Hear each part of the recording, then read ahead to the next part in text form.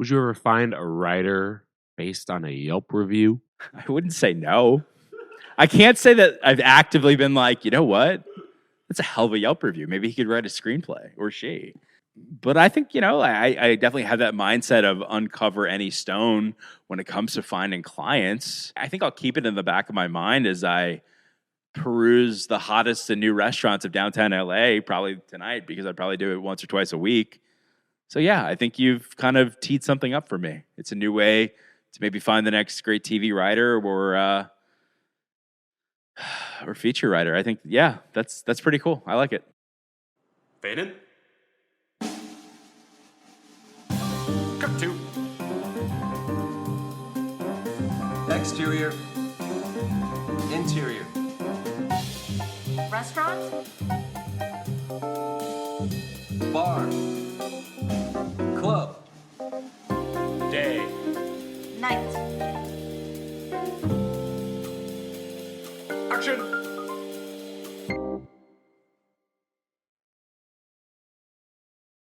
Yo, touch 'em up and go, chang. What's going on? This is Restaurant Fiction, the podcast that reviews every single fictional restaurant, bar, and club in TV and film.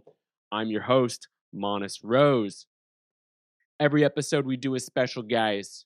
This particular episode was supposed to be our baseball episode. If it wasn't for COVID-19, opening day would be just around the corner.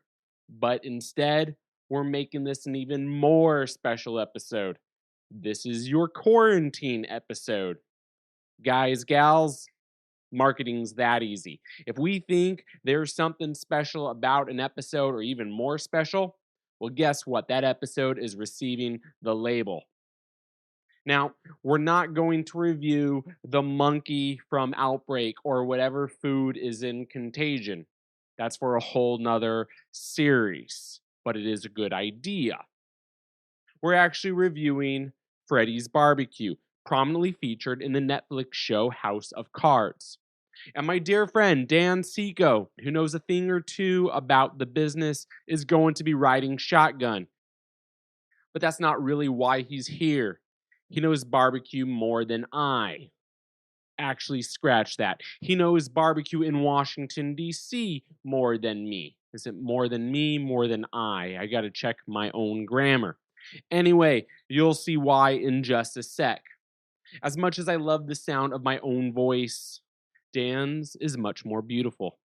Here's our review of Freddy's BBQ and our conversation with Dan Secco from Schemers Entertainment.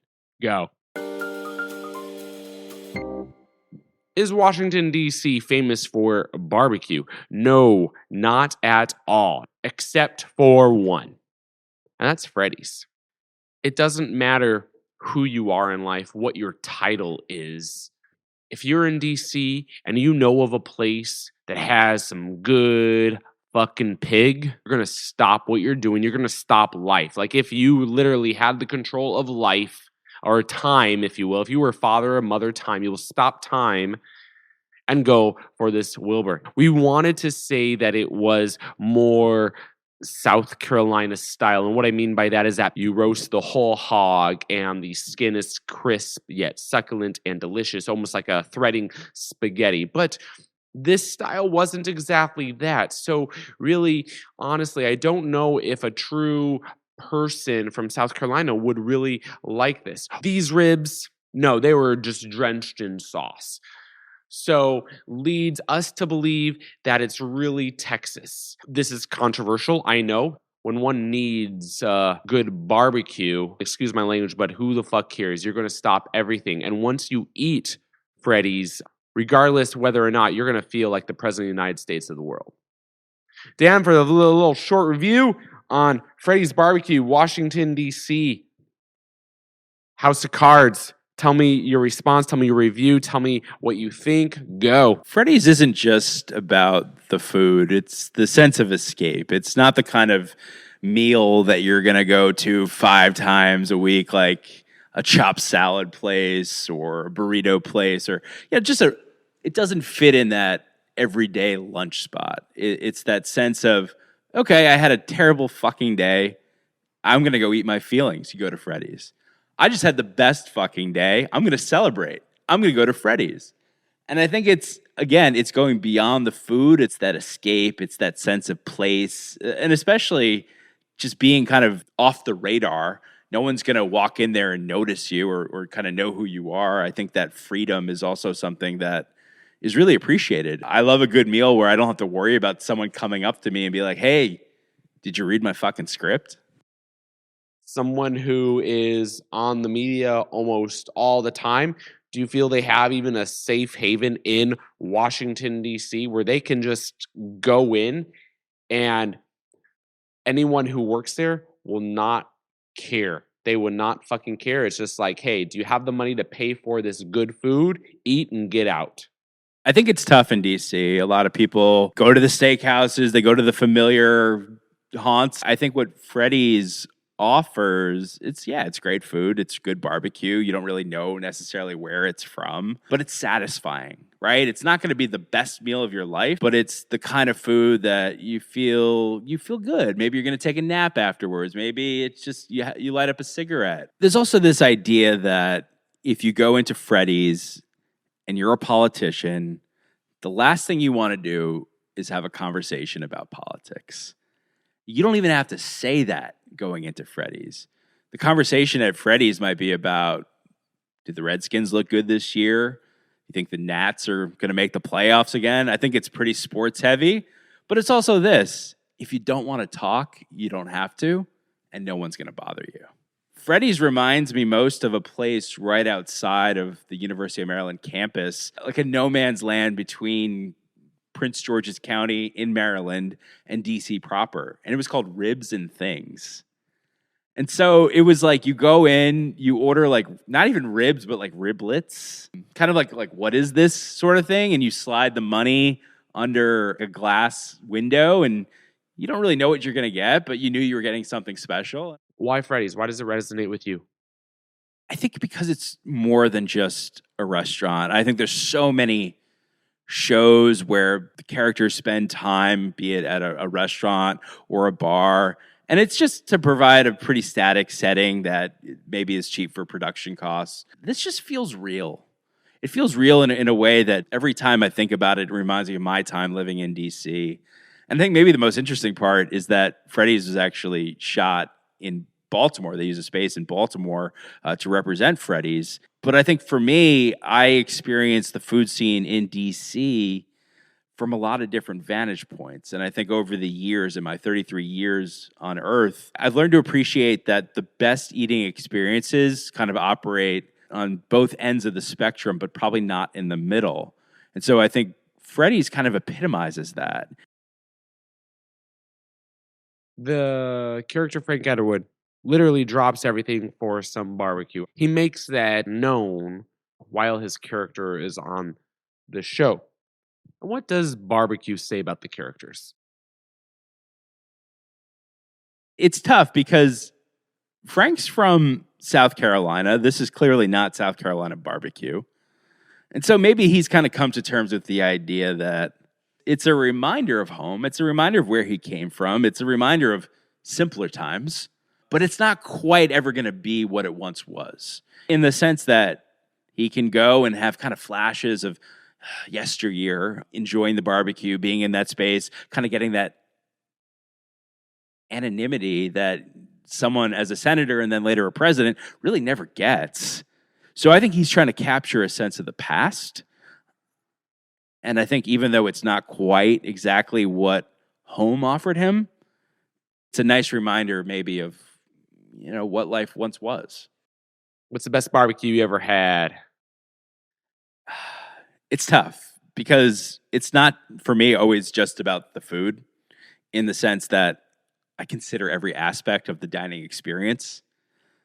I helped my sister move from Napa to Austin about 4 years ago. We drove from LA to Austin, did it in 2 days, helped her get settled in an apartment, built some furniture, maybe cursed a few times. And just randomly, we woke up one morning super early and we looked at each other and we're like, all right, let's go to Franklin. The food was amazing and probably some of the best barbecue I ever had.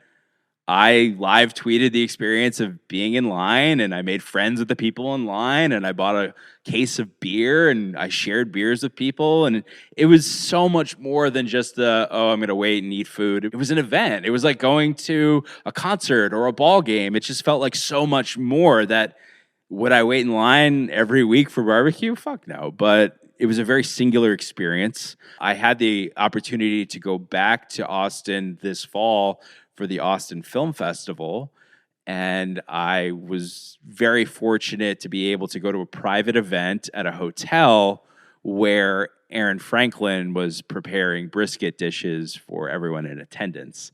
And this wasn't like hundreds of people, and I wasn't waiting for hours. I was actually the first person served, had a conversation with Aaron Franklin. He's a great guy, and just crushed incredible brisket, like almost like brisket on like bao, like buns with brisket, and just unbelievable. And you think like, is he done? Is he going to serve more? And then he'd open up his Yeti cooler and he'd pull out another just giant slab of brisket, and you would just go nuts. Because could I have waited in line at Franklin Barbecue again? Sure, but there was just some magic to this experience. It just felt like I would probably never be able to replicate it. I knew to kind of appreciate it in the moment. And the smile on my face was nothing short of a shit-eating grin.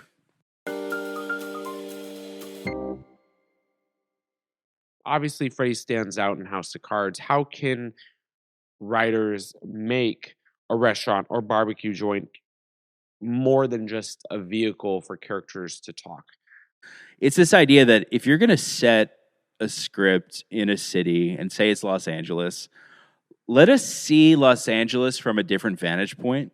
Try to give us something new to add urgency to your overall project. It's also this idea that if properly executed, your setting can kind of come to life as a character in its own way and really just be a living, breathing thing that adds another layer to your script, and it helps foster a greater sense of urgency when it comes time to sell your project. Where do managers hang? Where do you hang? Do you have a place here? Maybe and maybe this is a two-frame question. The manager side of you and just the, hey Dan, I'm just chilling side of you. Meetings that I don't necessarily know how they're going to go. I think sushi is usually the right move because it's a faster meal. So, you can linger afterwards, but if it's not exactly going how you anticipated, the check's going to arrive probably 30 minutes after you show up if you're not ordering a ton. Then for me, kind of off the radar, places that I probably wouldn't go as it relates to my job, I really like a Mexican seafood place down by USC called Whole Box. They do amazingly fresh octopus tacos, scallop ceviches. By the same owners as Chichen Itza? Yes, sir. And it's cool. It's just a little hole in the wall food hall. There's like 6 other places within that building. It's down by the LAFC Bank of California Stadium. It's just awesome. It's 10 seats. The chef is the owner, which is always great. And I just think they're killing the game. Their hot sauce program is absolute fire. I've gotten near heart attacks because I've had too much. They know how to bring it. What is your relationship with the writer? I think it's different for every client. Between myself and my producing partner, we have about 30, 35 clients, writers and directors for film and TV. I have a hard time with the idea that I would sign my really good friends, in the sense that I worked at a few places. I grew up with some people. I know a few folks around town that are working writers and directors that are my friends. And so I've had maybe the opportunity to have that conversation, but to me, the friendship always means more than the idea of repping them. I'll have drinks with clients. I'll talk to clients about things independent of work, but there is a separation there. I don't think that it would ever go beyond, maybe having dinner with their significant other and my wife. Fine. Yeah. But it's not like, oh, hey, let's hang out 3 times a week. I mean, living in LA, you're never going to hang out with anyone 3 times a week. So I think that kind of takes care of that.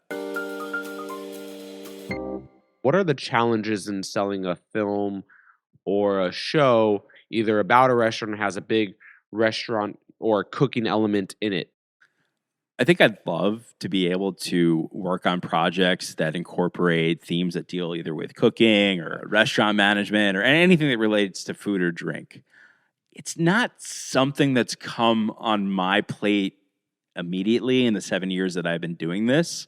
It'd be hard to separate Dan, the manager, versus Dan, the foodie, because from a personal standpoint, I think a lot of the things that I'm interested in, I really like to reflect in my work. For example, clients that aren't even sports fans themselves wrote a really interesting sports script that we sold last year. I was giddy that I got to work on a script that not only was well written, but something I would see myself and something I'd be passionate about. You know, it really helped that it was character driven and just very fast paced, the kind of script that you sit down and you read the whole thing in like 30 minutes, even though it's 120 pages. That's a great shit test. That's a great way you can tell an executive, hey, I guarantee you sit down, you're not going to check your email. You once wrote about LA restaurants. You've already told our audience, you still have this interest and this curiosity of always exploring new restaurants. Yeah, tell me about that. So I went to grad school for journalism at the University of Florida. I had a career as a sports journalist. I covered U.S. soccer. I had my own website that I started 11 years ago covering the U.S. men's national team. I built out a team of 10 writers. I sent writers to the World Cup 2010, 2014. Put my writing career on hold, was a teacher in New Orleans. After that, resumed my writing career. I covered Major League Baseball and the NBA. So I was a good writer. I think I was a better editor, and I think that translates in terms of the job that I do now as a literary manager. January 2018, I was trying to figure out, I had a little bit more free time in terms of what I was doing with my career. I wanted to do something new. I'd been living downtown for a few years. Checking out the latest restaurant opening or bar was always something I wanted to, be on top of. So I sat down with a couple food writers around LA and got their perspective, and they suggested doing a hyper localized downtown LA food and drink site. And it was called DTLAer. Within a matter of months, Eatier LA started picking up some of my articles. It wasn't reviews of restaurants, because I didn't have enough money to go to a restaurant multiple times to do it the right way. It was more of, can I break news about what's happening in downtown as it relates to food and drink? What's opening, what's closing, what's coming soon, big events held downtown, pop-ups, just anything of that nature. And it definitely had a following.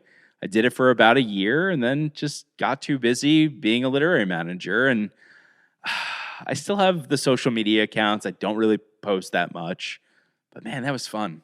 That was a really good time. I think food and drink bring people joy, right? In a way that sports, sure. But unless you're the one team out of 30, 32 or whatever, at the end of the year, it's heartbreak. And I think that, it's more likely than not that you're going to have a good dining experience at a restaurant, at least, if you read reviews and kind of put in the time to get a sense of what's good and what's not. I mean, if you just randomly go to a spot, it's probably going to be shit. But I think going out to eat can be fun, like going to a game or going to the theater. It's not just about the food, and the food should be delicious, but it's about the spectacle of it all. I think that to me is more important. It's the experience of it. I'd rather, even if I'm pressed for time, eat at a restaurant than take something out and just eat it at my desk. I want to feel it. You mentioned sports a few times. You've worked in sports, and I believe, tell our audience now, which Major League Baseball team did you work for? My senior year at the University of Maryland in College Park, I had the opportunity to work as a clubhouse attendant, basically a personal assistant, to the Baltimore Orioles baseball team. Is the food in Baltimore Orioles in that stadium, is it good? So the Baltimore Orioles play in Camden Yards. It opened in the early 1990s. It was really the beginning of the modern ballpark. It was one of those parks, it is still one of those parks where you could sit anywhere and you still have a really good vantage point. I think most famously at Camden Yards, there's Boog's Barbecue, which I had once. It was a barbecue stand named after Boog Powell, who was a ball player for the Orioles. I had it as a kid. I never actually ate the food in the stands when I worked for the team. But there is the other side of the story. It's what do the ball players eat before the game, and then what do they eat afterwards? So during the games, there was like a chef that would come in and he'd prepare whatever they wanted. It was like probably one big entree or a couple entrees. And then if you wanted a sandwich, great, you have a sandwich. I, would have my responsibilities, straighten up the locker room or the clubhouse, help just distribute laundry, straighten things up, vacuum, really just like kind of a gopher to do anything. Pick up a bottle of alcohol for someone for after the game. Then it was prepare the spread for after the game. And that was great because it was like a mix of Baltimore local restaurants, but also like higher end chains, like say a Capitol Grill. We'd open up the Capitol Grill menu and it's like food for like 50 people, even though it's like, 25, 30 on the team. And it was steaks and salmon and vegetables and scallops. And guess what? If there were leftovers, me and the other guys that worked as assistants, we got to take it home. Looking back on your career, tell me your favorite failure. And what I mean by that is an apparent failure that actually set you up for later success. It was the summer of 2016. I was a coordinator, junior manager at a management company called Writ Large, and I'd previously been working at CAA. I learned a lot. I liked it. It was a good environment. I just think that it was twofold. I had cancer. I was diagnosed with non-Hodgkin's lymphoma when I was 26, just about 7 years ago. At this point in my career, I went for my 3-year checkup and I got a clean bill of health, and it made me really question what I was doing. And I knew that I wasn't truly passionate, and I think people noticed. Not that I was doing a bad job, but I knew that I had to step away. So I ended up leaving the company, and I spent the rest of that year coaching sports. I worked for a nonprofit that worked with kids that either they were sick or their siblings were sick. And I think that was the reset that I needed. Writ Large is a great company. They've gone on to be a really good management company. I still have friends that work there. But I needed to do something else out here besides work in Hollywood. And I think that kind of brief departure where I did something so different, it really showed that I wasn't just all about work. I wasn't all about Hollywood, that I still knew who I was as a person. And then I think when I came back into the fold, not too long after that, I realized I could be myself. I realized that I could be a decent person and still be successful. I don't think I would have had that. Look, would I maybe have an easier life if I still worked there? Yeah, maybe in some ways. But I definitely have the autonomy to do whatever I want at Schemers. I like being able to take risks on up-and-coming clients. But I think it's more this idea that I wouldn't even be in the position I am today if I hadn't stepped away to kind of get a reminder of who I was and who I wanted to be going forward if I ever step back into that arena.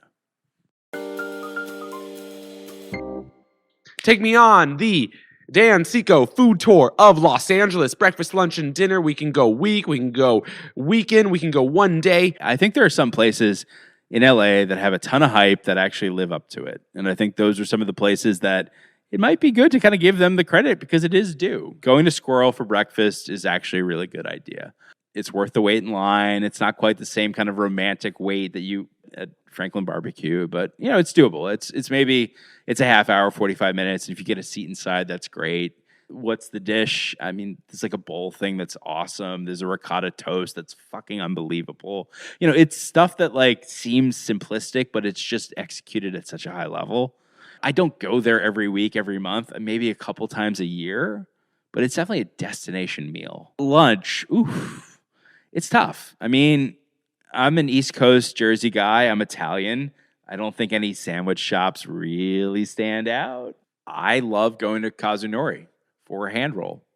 That's maybe not the most exciting or fantastical answer, but shit, I'm thinking about going to get some of those after this podcast. Okay, so dinner. I'm the guy that the first date I went on with my wife was at Republique. That's like a third date kind of place. It's aggressive, but we got married, so I think it worked out okay. I love raw bar. It's one of my favorite things to eat. LA is a good raw bar city, not great. But, you know, we're in downtown LA right now, and we're 15 miles from the beach?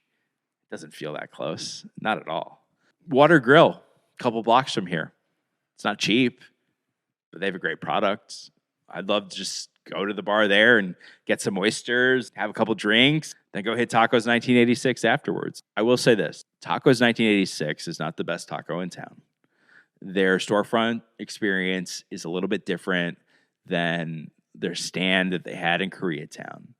But if you ever have the opportunity to do a catering event with them, they kind of conjure that OG spirit of the first few months where they were around, because I actually had them at our holiday party for my building in downtown, and it was a huge hit. I felt like they dialed the clock back, and it was peak Tacos 1986. What are you eating at Freddy's Barbecue? I don't know if pulled pork is on the menu. If pulled pork's on the menu, I've never asked, so I just don't know. I think it's almost like if you go to McDonald's, you're going to get a hamburger. If you go to Kazunori, you're going to get a hand roll.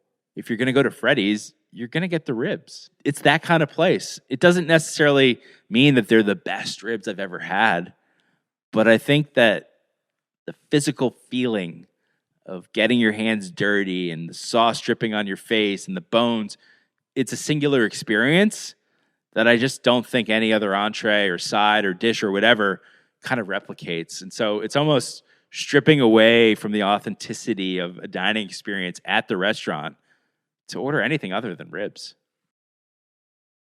Dan, thank you for that. If you want to know more about Dan and the amazing work he does, please follow him on Twitter. That's at Daniel J. Secco, DanielJSecco. This podcast is going up around April 3rd, April 4th. And as of today, he just posted on his Twitter a script contest due April 17th, focusing on positive stories of first responders during this time of COVID-19. So please check it out. Check this script contest out and really help and share some amazing stories of the heroes that are first responders in this entire world. If you want some food inspiration, check out your local Ma and Pa barbecue joint. You know you have one. We all do. And right now is the best of times to support them. Take the ribs home to your apartment, to your abode, and stream the first few seasons of House of Cards. And if you want more awesome entertainment, well, guess what? Restaurant Fiction has plenty of episodes. They're all here wherever you found this podcast, iTunes, Stitcher, etc. So if you feel inclined, leave a 5-star review as well, only if you like this episode or any others. My name is Monis Rose, and until next time, keep it real, keep it fresh, and always keep it on the flip side. Cut to Exterior. Interior. Restaurant? Bar. Club. day. Night.